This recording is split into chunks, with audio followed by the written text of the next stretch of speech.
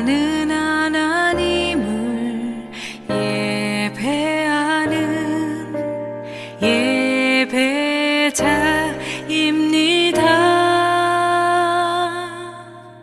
내가 서 있는 곳 어디서나 하나님을 예배합니다. 나는 하나님을 예배하는 예배자입니다.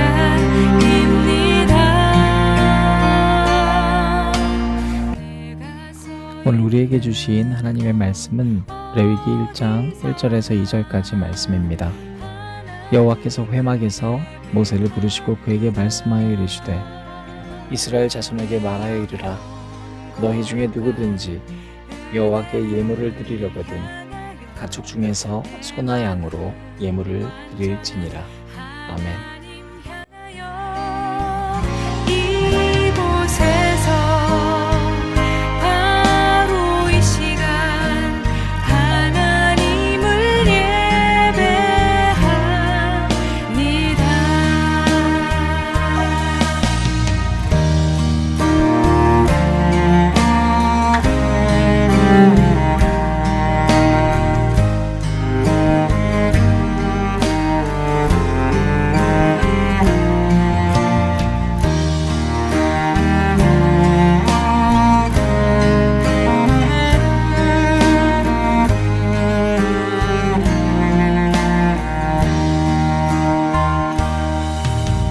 나는 하나님을 예배하는 예배자입니다.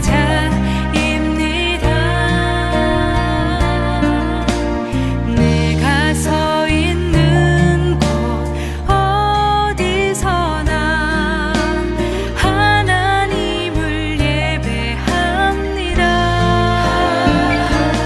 내 영혼 거룩한 은혜를 향하여 내 마음 완전한 하나님 향하여 이곳에서 바로 이 시간 하나님을 예배합니다.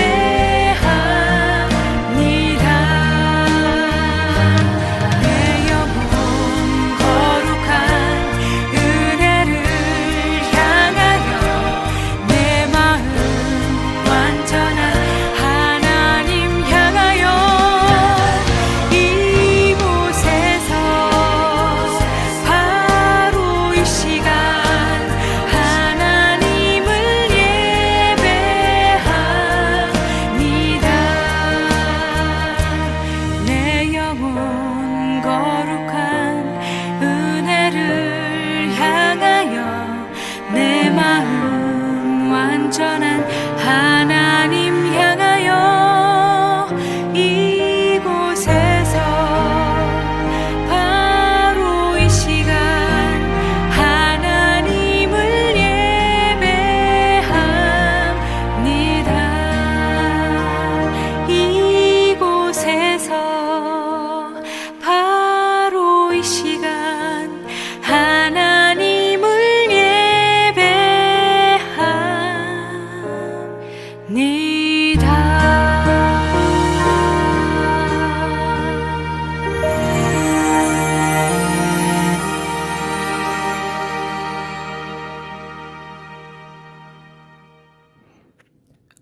오늘도 우리 주님의 크신 은혜와 사랑이 저와 여러분에게 가득하기를 축복합니다.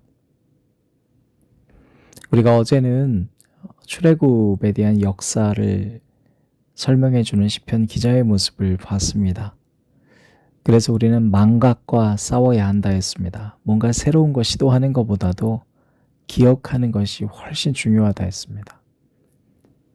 여러분, 지켜야 할 것을 지켜내는 것이 수많은 사람들에게 새로움을 만들어줍니다. 지금 러시아가 우크라이나를 침공했는데 우리가 지금 우크라이나 사람들이 내 영토를 지키겠다라고 하는 그 마음가짐, 그것이 새로운 격동을 만들어내고 있지 않습니까?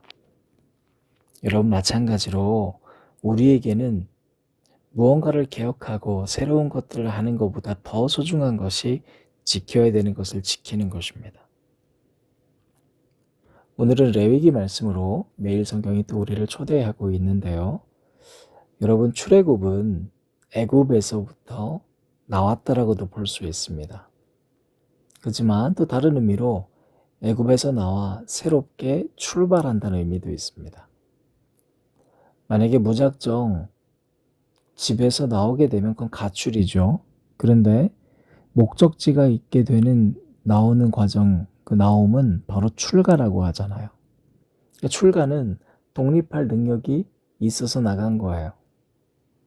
이스라엘 백성들을 보면 뭘 어떻게 독립한다는 겁니까?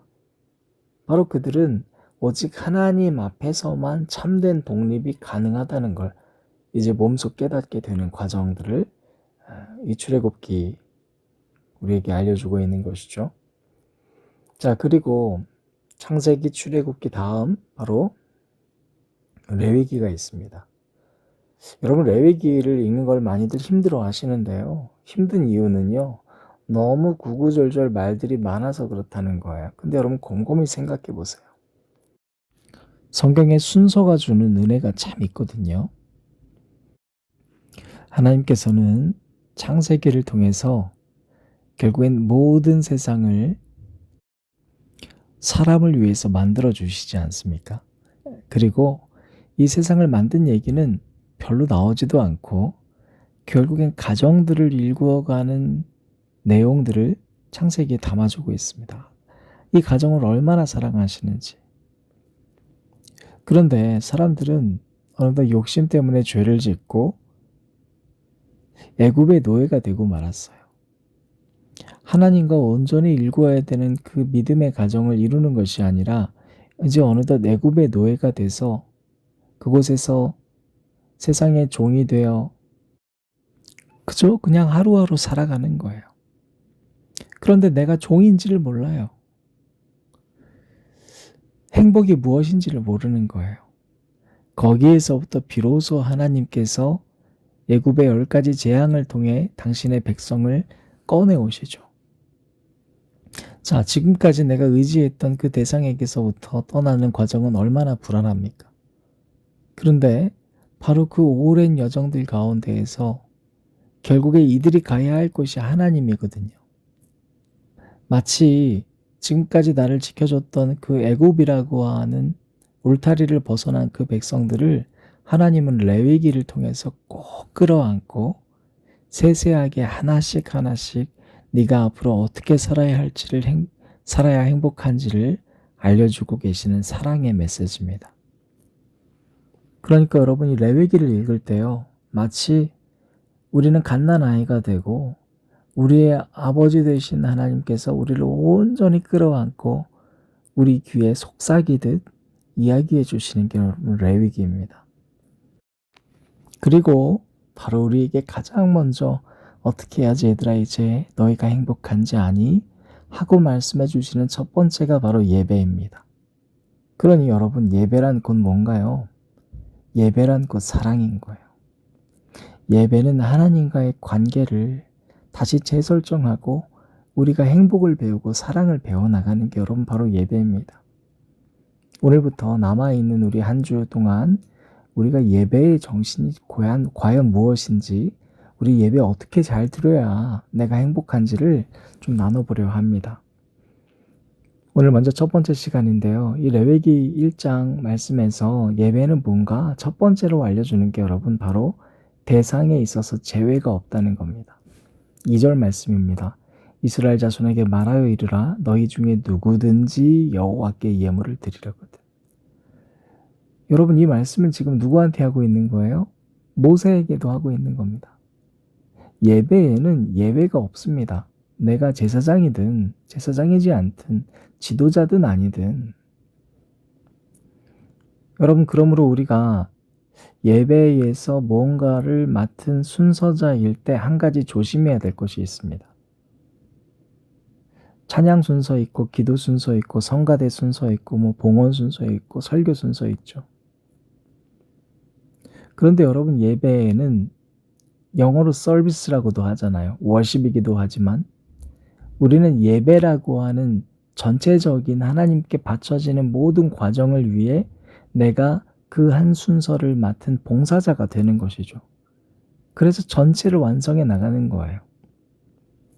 그러니까 내가 맡은 순서도 중요하지만 나머지 모든 순간이 은혜가 될 수 있도록 내가 예배자가 되어야 돼요. 여러분 이것이 우리에게 얼마나 중요한지 몰라요. 예배 찬양 인도자가 혼자서만 예배 드리는 것도 아니고요. 설교자 혼자 예배 인도자라고 생각하는 게 아니에요. 예배 인도자가 아니라 우리는 예배자여야 돼요. 예배자. 그렇지 않으면요. 내가 맡은 순서 이것 외에는 관심이 없어요. 설교자들은 설교자로 불러주지 않으면 예배 안 드려요. 자존심이 상해요. 찬양 인도자는 찬양 인도 다 끝나면 예배 끝났다고 생각해요. 여러분 그것이 과연 예배이겠는가? 하나님 모세에게 먼저 모두가 예배자라고 이야기하고 있습니다. 여러분 내가 사역자이고 내가 교사라고 해서 예배 안 드리는 자가 되어서는 안 됩니다. 여러분들이 맡은 부서가 있을 수 있습니다. 어린이 부서, 청소년부, 청년부. 그러면 맡겨진 부서에서 내가 교사이면 아이들만 예배 드리는 게 아닙니다. 여러분도 같이 드리셔야 됩니다. 부모님들, 아이들 어린이 예배, 청소년부 예배 드릴 때요.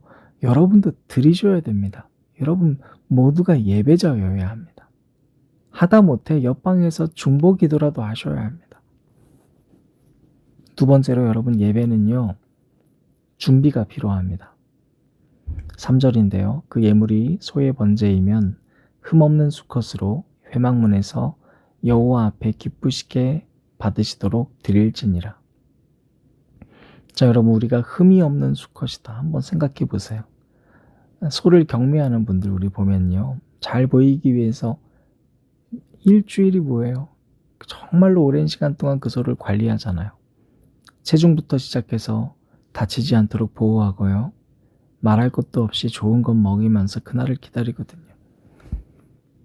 여러분 그러니까 이 흠이 없는 번제, 소의 번제 어떻게 해야지 우리에게 적용시킬 수 있는가? 로마서 12장 1절인데요. 그러므로 형제들아 내가 하나님의 모든 자비하심으로 너희를 권하노니 너희 몸을 하나님이 기뻐하시는 거룩한 산제물로 드리라. 이는 너희가 드릴 영적 예배니라. 여러분 예배는요. 바로 11시 오전 11시 땡 돼서 시작하는 게 아니에요. 예배는요. 바로 그 전날부터 시작하는 거예요.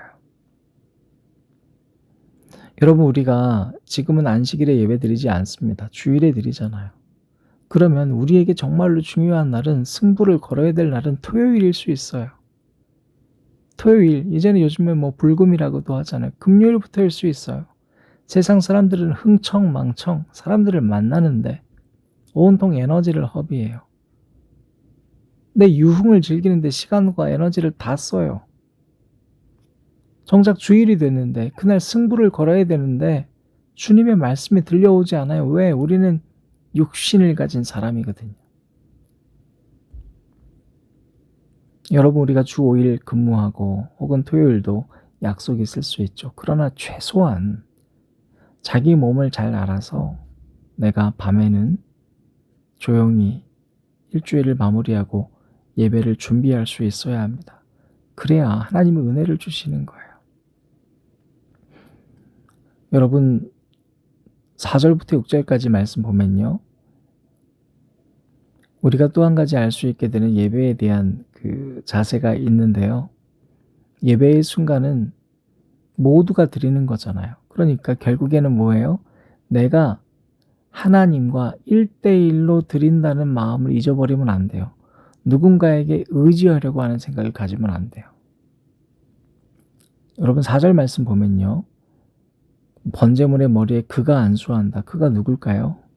5절에 보면 그는 여호와 앞에 송아지를 잡는다. 6절에 그는 번제물 가죽을 벗기고 각을 뜬다.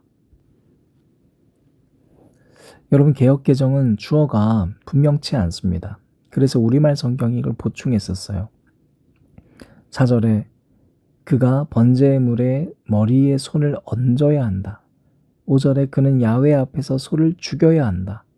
6절 제사를 드리는 사람이 번제물의 껍질을 벗기고 토막을 내야 한다.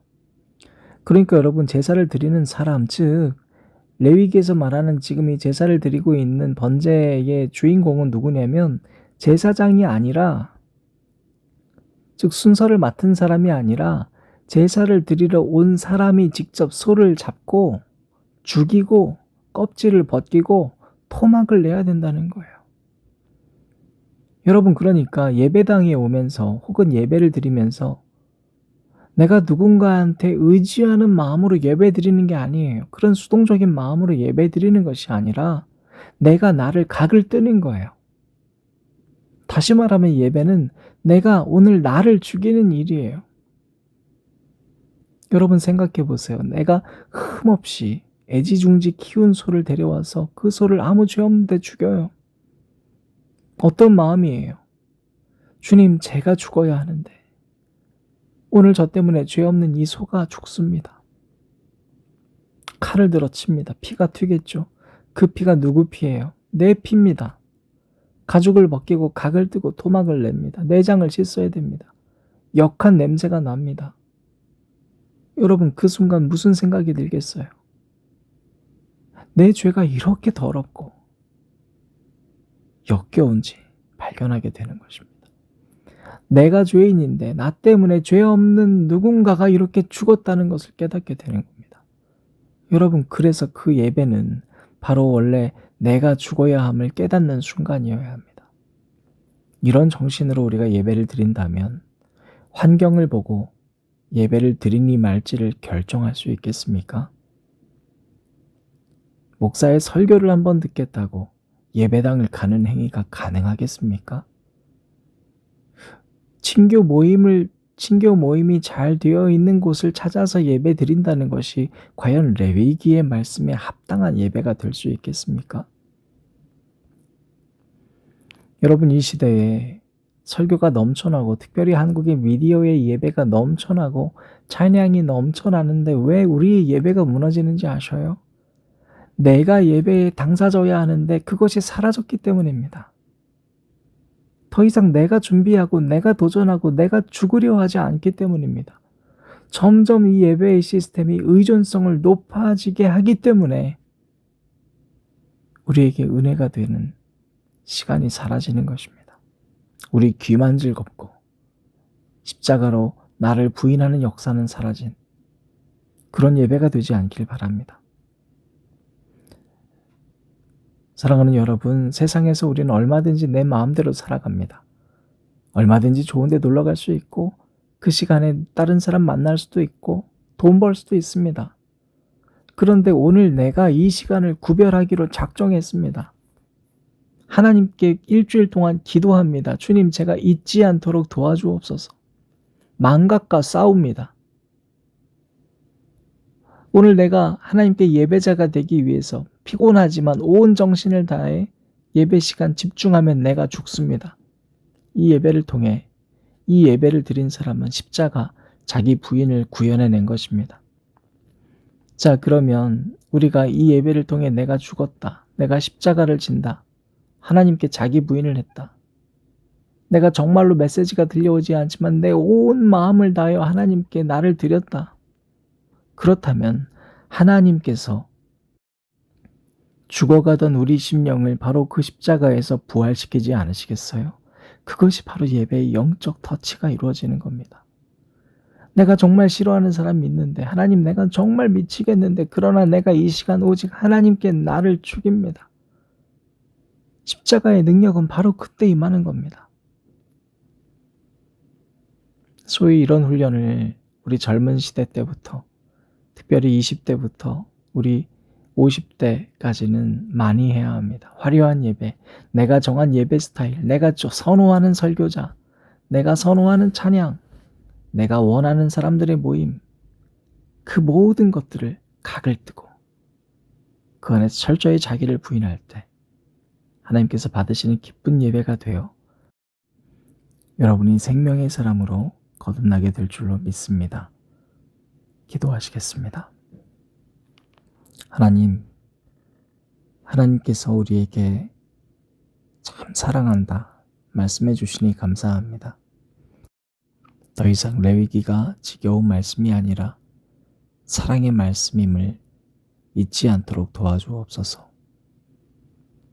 하나님, 모세에게 예배를 가르치시면서 모세야 너도 예배자다, 너도 예배자다 말씀하셨던 것을 잊지 않도록 하시고, 예배를 드리는 것은 특정인의 전유물이 아니요 우리 모두가 다 예외 없음을 깨닫게 하여 주시옵소서. 예배를 드릴 때는 미리 준비해야 되는 것을 깨달아 조급하지 않도록 우리가 먼저 하나님 앞에 시간을 정비할 수 있도록 하여 주시고, 예배는 누군가한테 의존하는 것이 아니라 내가 온전히 하나님께 나를 부인하는 것임을 잊어버리지 않도록 주님 도와주옵소서. 예수님 이름으로 기도드립니다. 아멘. 부끄러운 일 많아도 하나님은 당신을 사랑하십니다.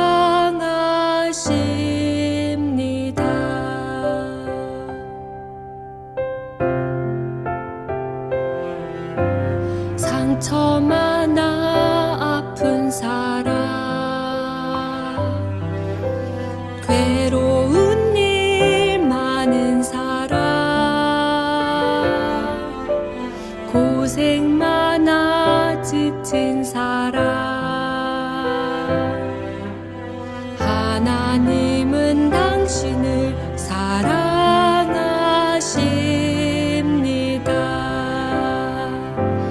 하나님은 사랑이라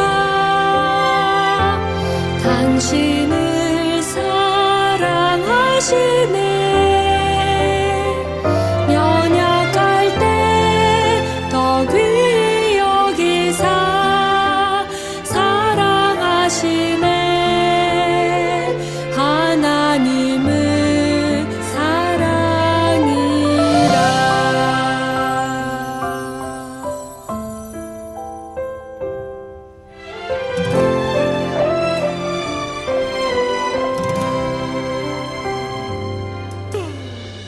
하나님의 크신 사랑, 귀한 생명 다 주셨네. 십자가